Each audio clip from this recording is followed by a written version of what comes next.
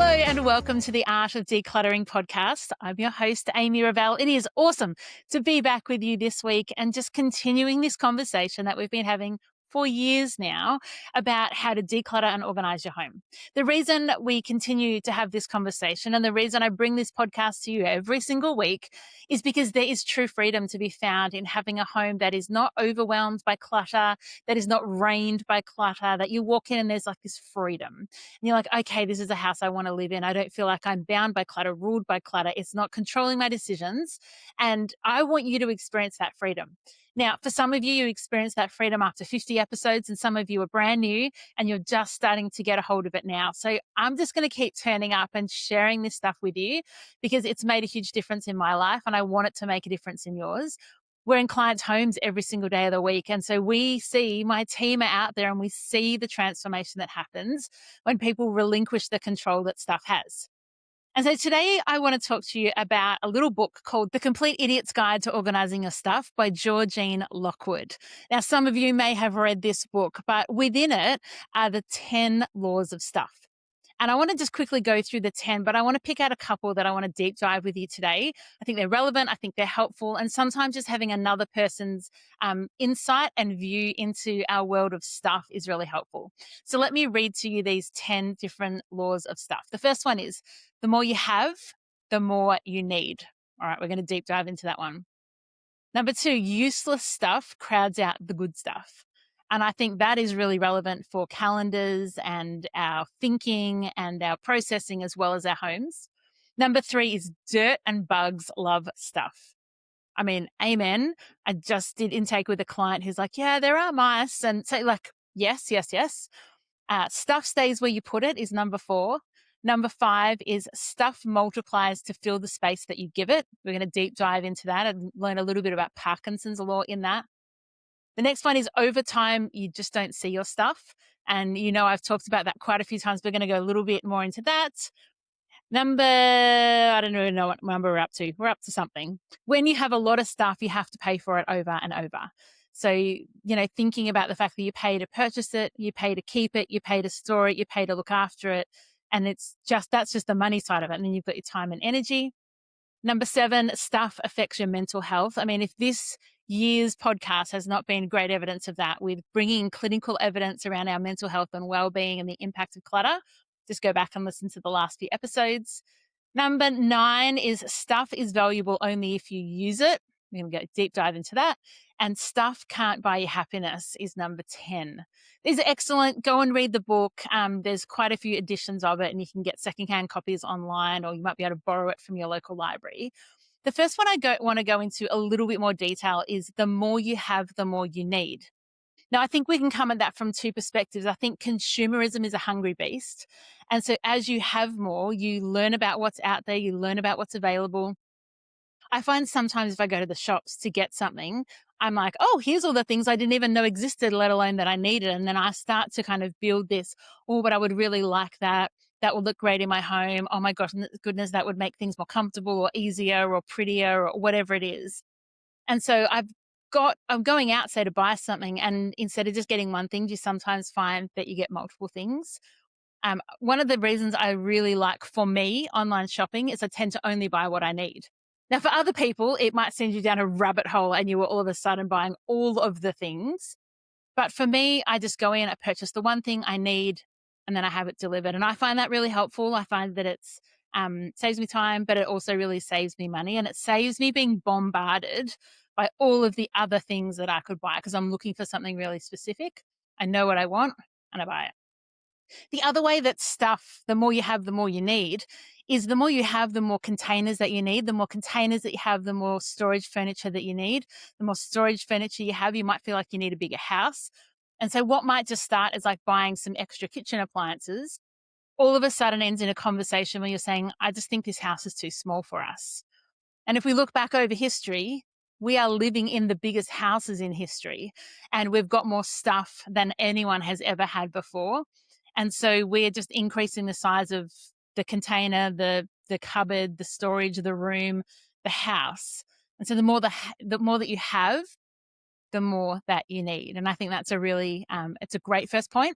And I am all there with you, Georgine. Number 2, useless stuff crowds out the good stuff. And I see this all the time with clients is because they've got a large quantity, they kind of attribute a value to the whole. And it might be, I've got all these letters from high school and they're really important. And then they might say, I don't want to go through this. You say, well, can we just see if there's a few things we might be able to get rid of? And as you start to go through it, you can actually separate what's really important versus like just, a random letter of like at PE next class, let's be on the same basketball team or whatever it is you lose all the really important things. And so we find that with like mementos, like I'm talking about, and it might be you've got a whole box of stuff from a trip you did to Europe when you were maybe younger. You got this big box of ticket stubs and brochures, but actually within it, maybe is 2 or 3 really important things that you remind you of that trip.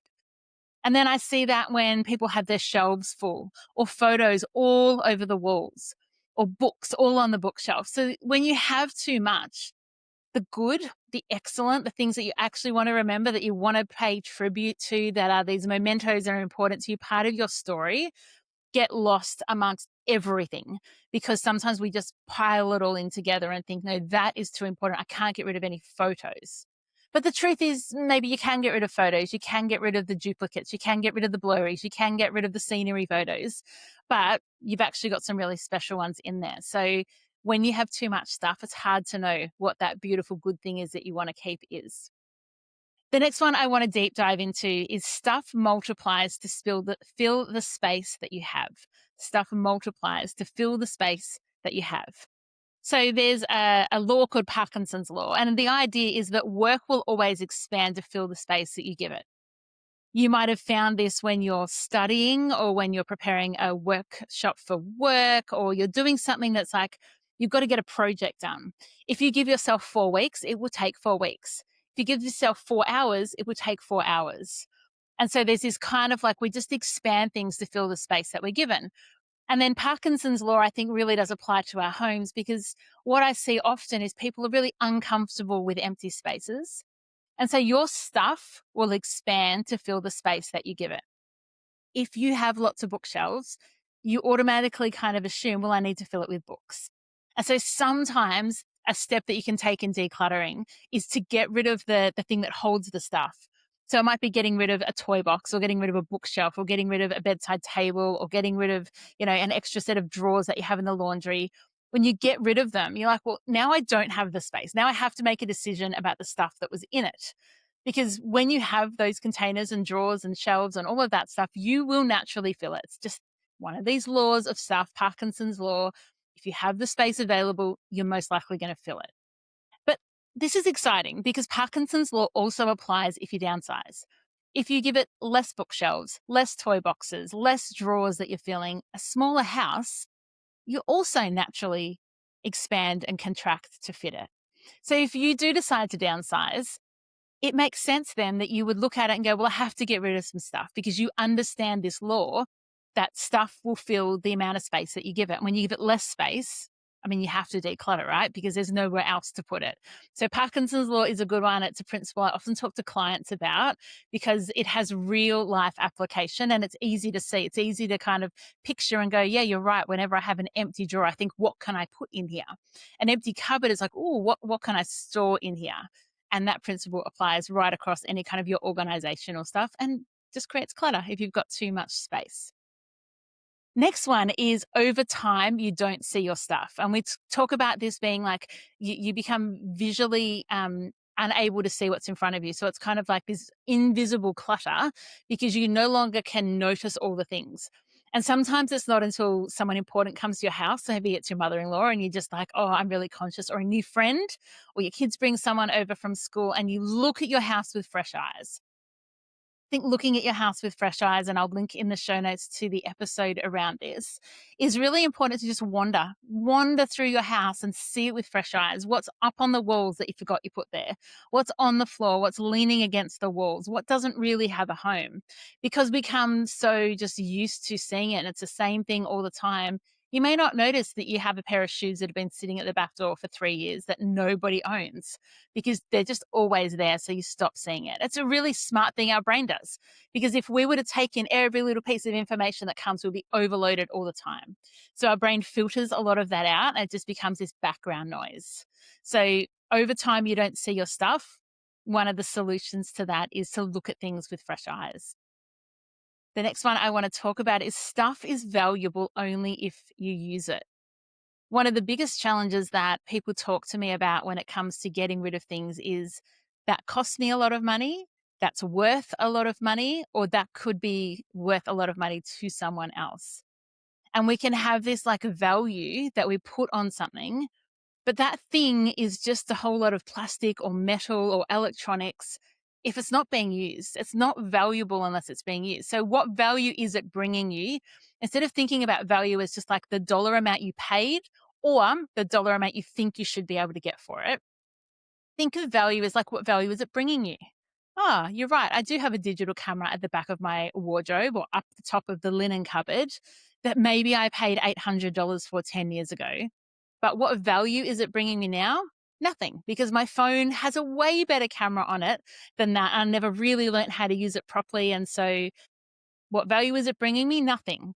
So maybe it is time to donate it, or maybe you can take it to cash converters. But the value of the item is really how it's serving you, how it's making your life easier, how it's bringing you enjoyment, how it's, helping you create memories. It's not about that little dollar value that you paid or you hope that somebody else will pay for it one day. And this one is really important.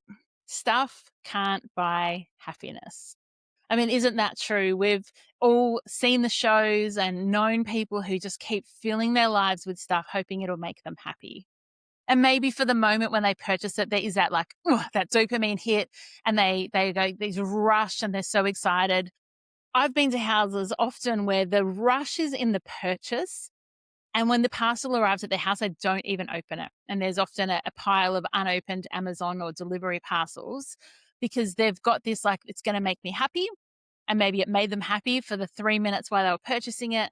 And then by the time it arrives, the shine has worn off and they're no longer interested in it. And it doesn't bring them happiness anymore. And so if you're not happy intrinsically in who you are and the life you've created and the values that you have, buying more stuff is absolutely 100% not going to make you happier. I think when people say money can't buy happiness, I think actually money can buy happiness. There are some really great things that you can invest your money in that will make you happy. But content, happy with where your life is at, having your good values and friends and people around you, that stuff is really important. So I want to encourage you that if you're trying to buy stuff to make you happy, stop and have a think about your values. Have a think about what you're actually wanting and what will get you there. Because more likely than not, it's not jumping on Temu. It's not purchasing some things that you thought, oh, I should really buy that. But it is about having that true, genuine settledness and happiness in yourself, not just from buying stuff. I hope that's helpful. I just wanted to flick through a few of those. I could have gone into more of them, but I'll put the list of the 10 in the show notes for you to have a look at. And if you want to purchase the book, I'll put a link to that so you can purchase it on, maybe we'll go Amazon on there as well. But have a think, like there's these things that are intrinsically true about stuff. And when you're aware of them, it helps you to make way better decisions. I hope that's helpful. If you've got an idea for an episode, please let me know. This was a listener request. Someone sent this to me and said, hey, I think this would be awesome to cover on the podcast. So send them through to me. You can send them on Instagram or Facebook or email, however you like. And I will put them on my list of topics to get to. So until next week, enjoy the freedom.